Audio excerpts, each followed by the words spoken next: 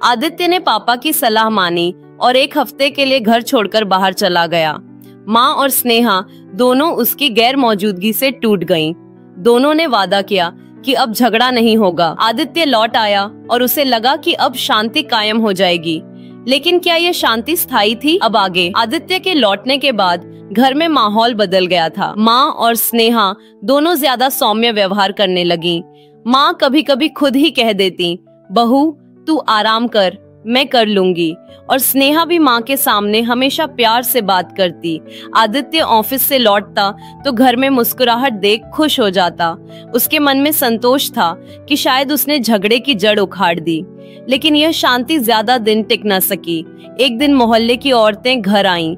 स्नेहा ने उन्हें चाय परोसी। एक ने हंसते हुए कहा, अरे आदित्य की बहू तो बड़ी मॉडर्न है, सूट में कितनी स्मार्ट लग रही है। यह सुनकर सरला देवी का चेहरा उतर गया। महिलाओं के जाते ही उन्होंने ताना मारा, बहू लोगों के सामने तुझे साड़ी पहनना चाहिए था, दूसरे क्या सोचेंगे कि वर्मा परिवार की बहू परंपरा नहीं निभाती। स्नेहा को यह बहुत बुरा लगा। रात को उसने आदित्य से कहा, आपकी माँ कभी खुश नहीं हो सकती, मैं चाहे साड़ी पहनूं या सूट, उन्हें शिकायत रहती है। आदित्य ने उसे समझाने की कोशिश की, स्नेहा माँ बूढ़ी हैं, समाज क्या कहेगा यही सोचती रहती हैं, तुम इतना दिल पर मत लो। लेकिन स्नेहा के दिल में फिर से टीस उठ गई। धीरे धीरे माँ और स्नेहा के बीच ठंडी लड़ाई फिर से शुरू हो गई।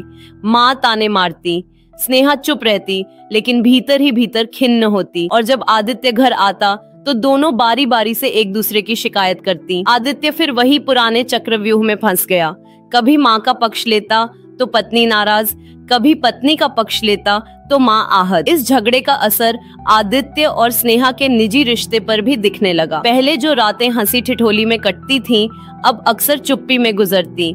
स्नेहा कई बार आदित्य से दूर हो जाती। आदित्य सोचता था कि एक रात गले लगा लूं, सुबह सब ठीक हो जाएगा, लेकिन अब स्नेहा कह देती, मेरा मन नहीं है। आदित्य के सपने धीरे धीरे बिखरने लगे थे। एक दिन हालात और बिगड़ गए। माँ ने गुस्से में कहा, आदित्य तेरी पत्नी घर को बर्बाद कर देगी, तू मेरी नहीं सुनता तो ठीक है, मैं चुप हो जाती हूँ। स्नेहा ने उसी समय कह दिया, अगर मुझे हर बात में गलत साबित किया जाएगा तो मैं यहाँ रह ही क्यों रही हूँ। उस दिन आदित्य को ऐसा लगा जैसे उसका पूरा संसार दो टुकड़ों में बंट गया हो। उसने ठान लिया कि अब वह माँ और पत्नी को एक ही कमरे में बिठाएगा और दोनों से सच्चाई उगलवाएगा। उसने एक रविवार का दिन चुना। सुबह नाश्ते के बाद उसने माँ और स्नेहा दोनों को ड्राइंग रूम में बुलाया। धीरे से बोला, आज हम तीनों खुलकर बात करेंगे, ना कोई चुप रहेगा, ना कोई गुस्सा करेगा। मैं चाहता हूँ कि आप दोनों एक दूसरे से साफ कहें कि मन में क्या है। माँ और स्नेहा पहले तो झिझकी, लेकिन आदित्य की जिद देखकर बैठ गईं। सरला देवी ने सबसे पहले बात शुरू की। उनकी आंखें भर आईं। बहू, मुझे लगता है कि तू मुझे अपना दुश्मन मानती है। मैं बस चाहती हूँ कि घर की परंपराएं बनी रहें। लोग क्या कहेंगे अगर वर्मा परिवार की बहू अपनी मनमानी करे? मेरी सारी उम्र की इज्जत मिट्टी में मिल जाएगी। उनकी आवाज में शिकायत से ज्यादा डर था। स्नेहा ने भी रुआंसी आवाज में कहा, मान जी, मैंने कभी आपकी इज्जत कम नहीं की। मैं तो चाहती हूँ कि आप मुझे बेटी की तरह अपनाएं, लेकिन आप हर वक्त ताना देती हैं। कभी कपड़े को लेकर, कभी काम करने के तरीके को लेकर। मैंने कोशिश की, पर लगता है कि चाहे मैं कुछ भी करूं, आप खुश नहीं होंगी। स्नेहा की आंखों से आंसू छलक पड़े। माँ गंभीरता से बोली, अगर मैं ताना देती हूँ तो तेरी भलाई के लिए, लेकिन तू हर बार इसे अपमान समझ लेती है। स्नेहा ने भी ठान लिया, अपमान नहीं समझती मां जी, पर मेरी भी एक पहचान है। मैं सिर्फ आदित्य की पत्नी नहीं, बल्कि एक इंसान भी हूँ। अगर मैं आपकी हर बात पर अपनी इच्छा दबाती रहूंगी तो मेरा अस्तित्व कहाँ बचेगा। कमरे में सन्नाटा फैल गया। आदित्य बीच में खड़ा था। उसकी आंखों में आंसू थे। वह बोला, माँ, स्नेहा, मैं आप दोनों से बहुत प्यार करता हूँ, पर हर दिन आपका झगड़ा मेरी आत्मा को तोड़ देता है। मैं ऑफिस में भी परेशान रहता हूँ, घर पर भी। मुझे लगता है जैसे मैं दो हिस्सों में बंट गया हूँ। अगर आप दोनों मुझे सच में चाहते हैं तो एक दूसरे को समझने की कोशिश कीजिए। उसकी आवाज कांप रही थी। रामनिवास जी भी कमरे में आ गए।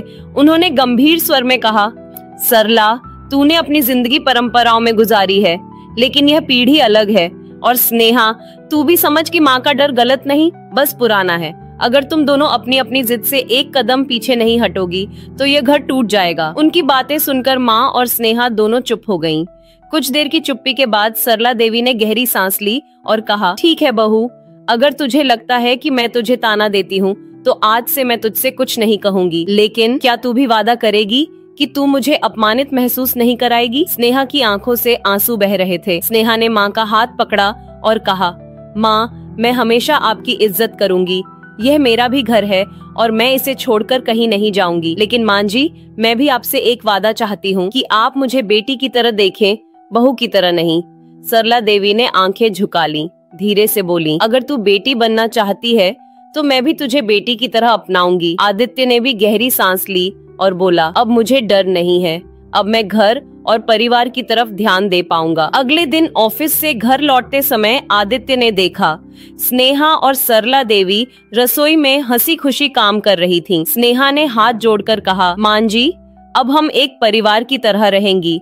आप मेरी माँ हैं और मैं आपकी बेटी। सरला देवी ने भी मुस्कुराकर कहा, हाँ बेटी, अब मैं भी ताना नहीं दूंगी। हम सबका घर है और अब इसे प्यार से भरेंगे। आदित्य ने दोनों को गले लगाया। उसके दिल में पहला सुकून था। अब घर में झगड़े की कोई जगह नहीं थी। स्नेहा और माँ के बीच समझदारी और प्रेम की नींव मजबूत हो गई थी। 5 साल बाद आदित्य और स्नेहा के घर में एक बेटा हुआ। रामनिवास जी और सरला देवी दोनों उसे प्यार से संभालते थे। घर में हंसी, प्यार और शांति थी। आदित्य सोचता, सच्चा प्यार सिर्फ पति पत्नी के बीच नहीं होता, जब परिवार भी खुश होता है तभी जिंदगी पूरी होती है। दोस्तों, शादी सिर्फ पति पत्नी का रिश्ता नहीं बल्कि 2 परिवारों का मेल भी है। झगड़ा और मतभेद होंगे, लेकिन समझदारी, धैर्य और प्रेम से सब कुछ सुलझाया जा सकता है।